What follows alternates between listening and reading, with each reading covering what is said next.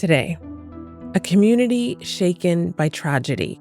My dad was the #1 advocate for safety and keeping our community safe. He stood against any form of hate. How San Diego is remembering the 3 men killed while protecting a school and Muslim community center. I'm Malika Bilal, and this is The Take.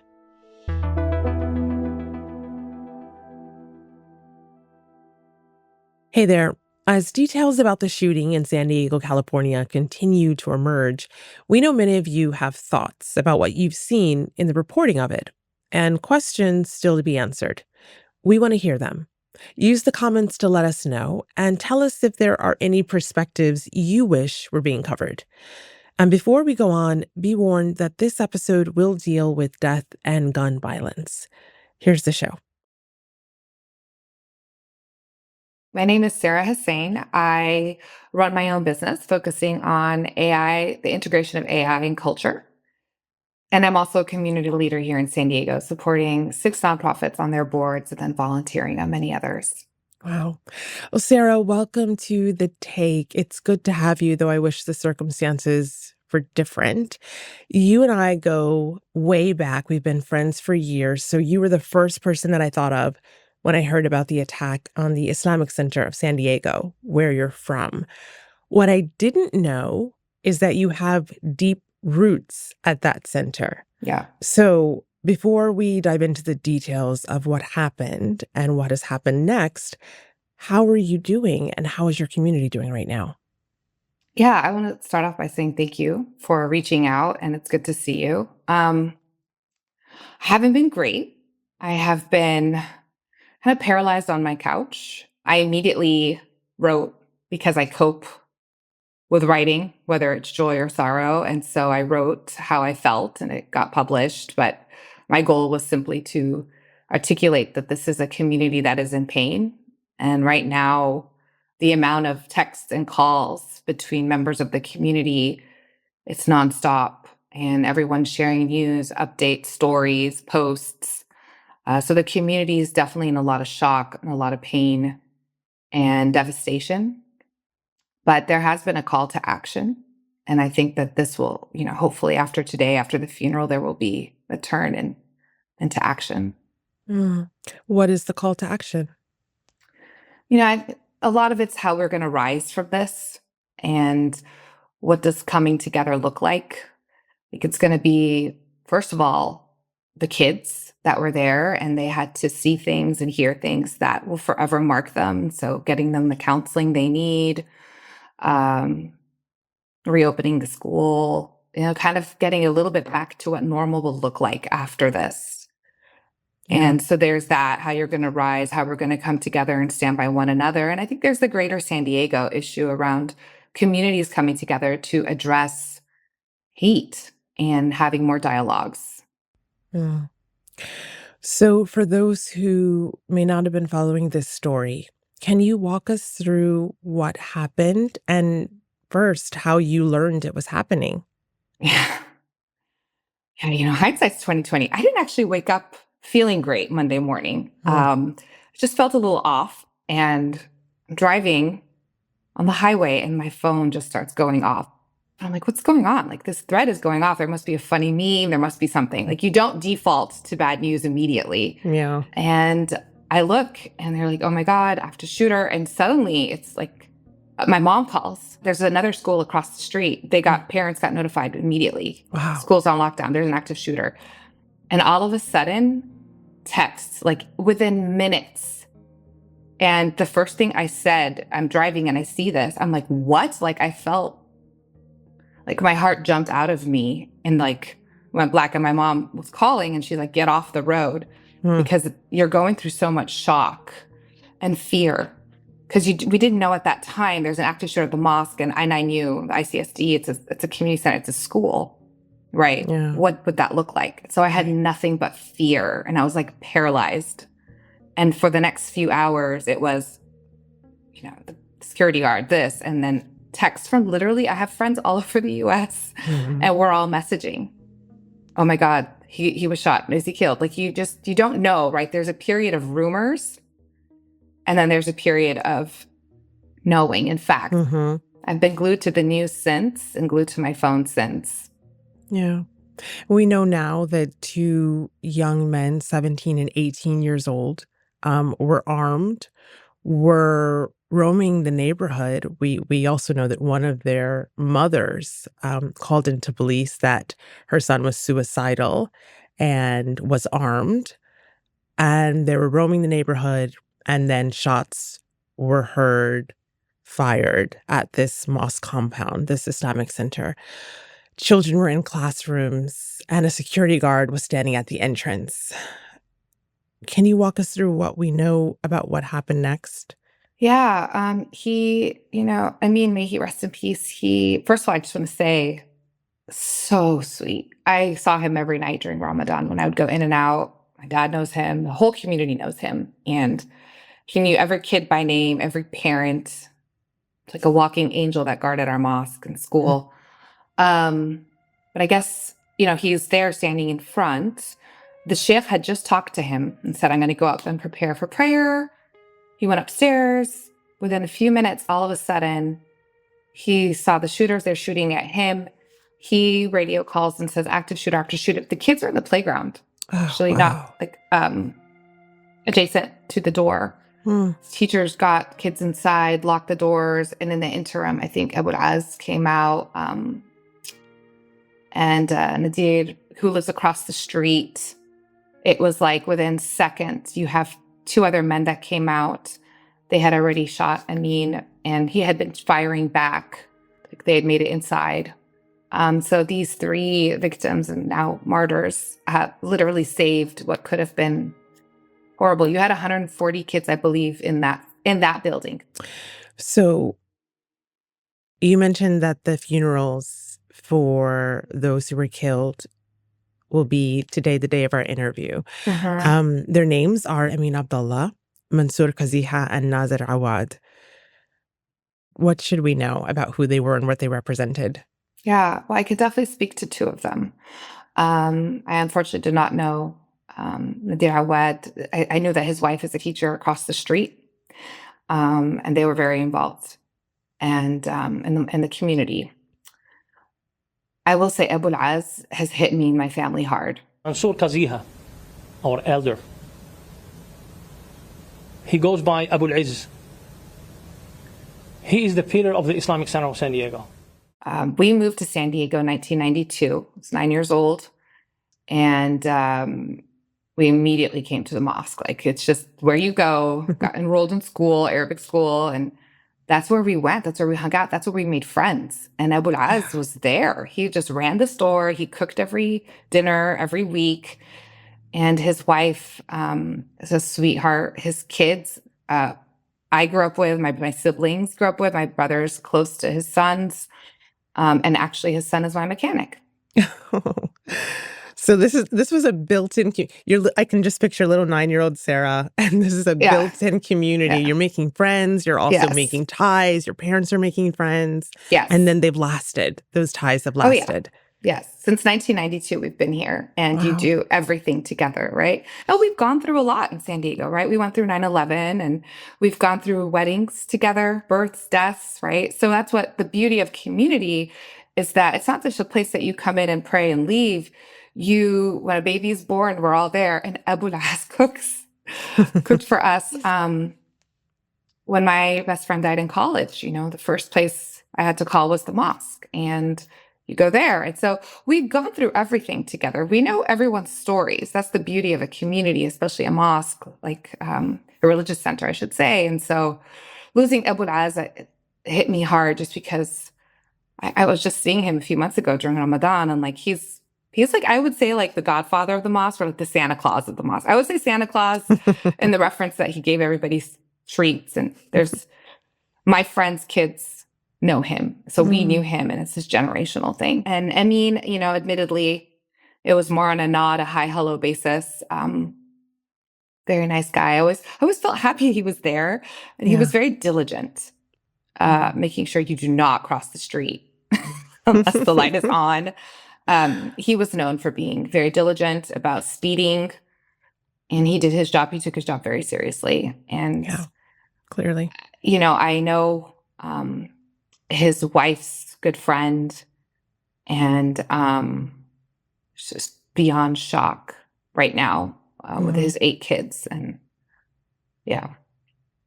So you went to a vigil Yeah. on Tuesday in remembrance. What stood out to you from that event? I was so thankful for the different communities that showed up. There's a lot of people. I would say 4,000 to 5,000 people, easy. Wow. And it was massive. And it kept growing. I think for me, the hardest part was seeing the kids and the families of those that were lost. To me, my dad was a role model. He was a best friend. He was the best, absolute best dad in the world. He was my protector.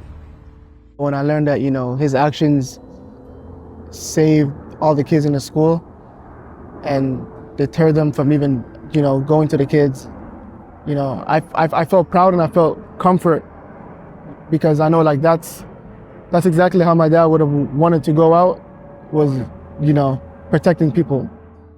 And I think it's the same for the children of Abu al-Haz.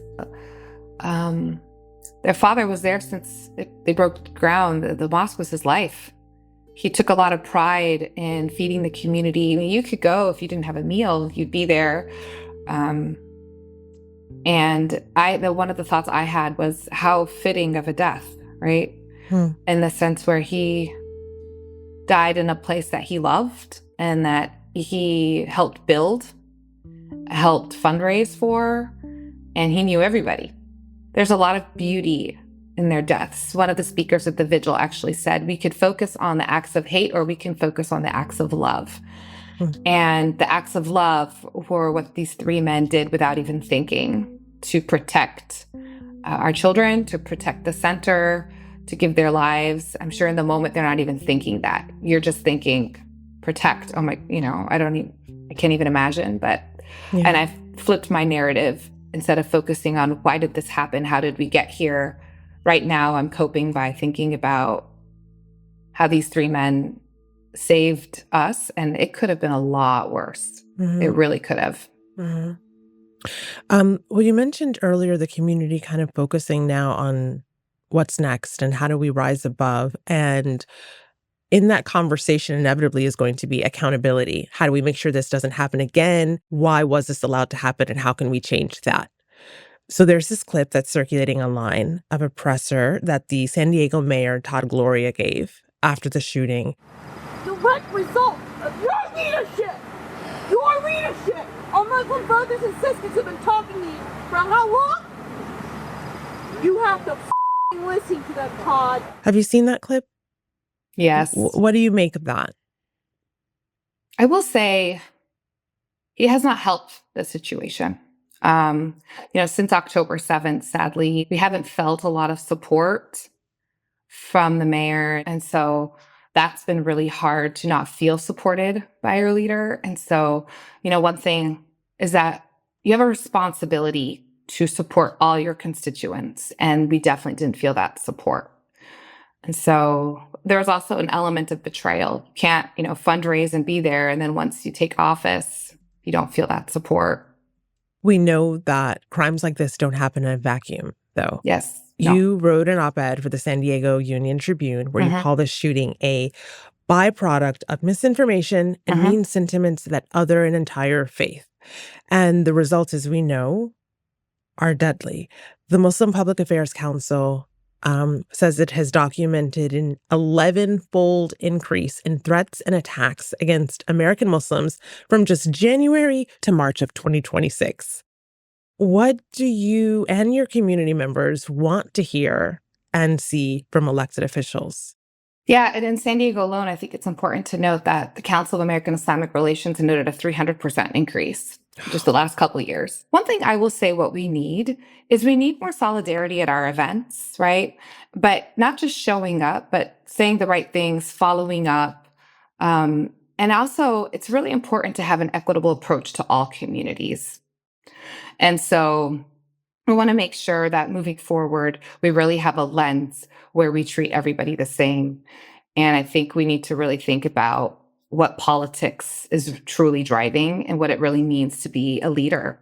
And we know that authorities believe the teenagers who carried out this attack exchanged radicalized ideology. That's a quote from police. And authorities also said that they recovered a manifesto which covered a wide range of viewpoints on races and religions. Hate speech found scrawled on one of the weapons in the attack. So there's a lot here to wrap our heads around. How do you make sense of what we're learning so far? Yeah, it feels like the nightmare keeps getting worse and worse. I'm actually very interested in learning more about these suspects in the sense where, how did we get here? How do you have these two teenagers that have so much hatred against different races and different religions? I mean, where did they learn that? What's scary nowadays is that what our phones give us, the access at our fingertips, is designed and catered to their beliefs. So it only reinforces what they think they believe or the perceptions and beliefs that they think are right. And that's what scares me, is that they have a view of this world and a view of other people that is wrong. Mm. They're not the only ones, right? And that's, I think, what keeps me up at night right now. And I think a lot of members of every community, I mean, the solidarity that I saw at the vigil from the Jewish community, the Asian community, the Black community, a lot of minorities are feeling fear right now because there's something out there that we don't know where it is. Mm-hmm. Where does it live? How do you fight an ideology? And I think this is what we need to do, is figure out how we can beat some of what these algorithms, this technology, this media, this hate speech that we're seeing. How do you overcome that and beat that? Mm. The mayor, who we mentioned earlier, has declared that hate has no place in San Diego and that Islamophobia will not be tolerated. And I wonder if you believe that, because it's that in addition to the easy access to guns. And so it's the gun debate that merges with the Islamophobia debate, and neither of those things seem any closer to being solved anytime soon. And yet, when it hits so close to home, it is impossible to then ignore these two giant looming elephants in the room. They're statements, they're words, right? So you have to back up your words. It's great that he said that. Sure, absolutely, there is no room for hate. But what is the mayor and our leaders what are they going to do about it? Are we going to fund? Are you going to give us more access to security? Are you going to show up at events? Are you going to take our interviews? There needs to be a genuine approach, right? Not just words. And I think what happens now, what you're seeing is a lack of trust. There's been a lack of trust. And when things like this happen, it's a result of that. Mm. And leaders set the tone. Every leader sets the tone. And it doesn't help with our administration. And then if we feel like our leaders here in our own city aren't there for us, then acts like these kids could have they justified their actions. If there is no room for hate, then there should have been closer monitoring of where these weapons are going, who we're selling to, mental health issues, the loneliness epidemic. There are so many variables that we need to be addressing so that we minimize, reduce, and eliminate these acts of hate. Yeah. Well, Sarah, we started this conversation with you telling us about your memories of the Islamic Center and your roots there. And I know that you've spoken to other members of your community. So I wonder how this tragedy is going to change the space that you so vividly and poignantly remember it being. Can it go back to being that warm, welcoming place where an uncle has food and treats for everyone and someone's standing guard? Or does it change forever? I think it will change. It'll go back to a new norm. There's this term, new norm, and then it becomes the norm, right? With time, communities heal. There will be new security guards. There will be someone else who'll step in. And for those maybe of my generation, and maybe in 10, 15, 20 years, it'll be different. New leaders will step in. So that's what's beautiful about time, is that time does heal. And I'm sure that, these men will have their pictures in our administration office. This has forever changed our community. I mean, like I said, I've been here since 92. We've never had a situation like this. We've had threats, we've had, acts of hate, but never anything like this. And so I think this will also change what we define as security, maybe not having one security guard. And I know other temples and other mosques all have security guards, and that's sad across San Diego, because we've had a synagogue that was, there was a shooting at a synagogue as well a few years ago. And so I would love to get to a point where norm is that our centers don't need to have security guards. But that's not the case. I think we're going to become more guarded, more careful for a long time. Is there even an inkling in the back of your mind that maybe you don't want to go back? That maybe there's a fear? Have you talked about that with others? Yeah. You know what's sad? One of the first things that I've been talking to my parents nonstop. We've been, connected at the hip since this happened and processing as a family. But my dad said, sometimes when he goes to pray on Fridays, prays there, he can't help but feel a little nervous. And my friend, she drops her son off at Sunday school. And she's like, I always get nervous. And we don't know if that's a byproduct of the media and what we see and the stereotyping of the Muslim community. But we also have this fear sometimes. And I subconsciously always felt like, God, why do I have to walk by a security guard before I go into my mosque?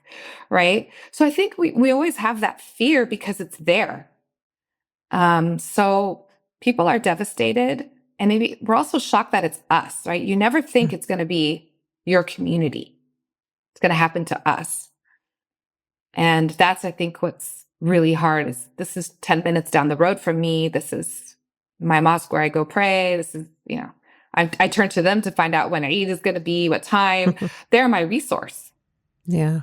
And for this to happen just days before Eid, Right. and some of the holiest days of the religion, has to hurt that much more. Yeah. Yeah. I will tell you, the next morning was the most beautiful sunrise and morning. And we're in May gray in San Diego. Like, this is a known thing for those of you listening. May is an ugly month in San Diego.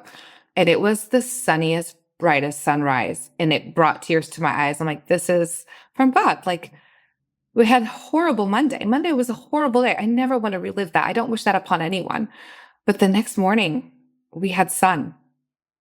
And so, there's hopefully, I think this Eid will be a very special one and painful. Yeah.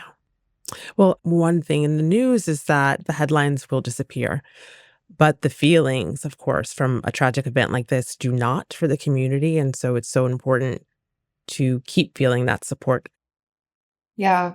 Thank you, Sarah, for this conversation. I really appreciate it. Thank you for your time.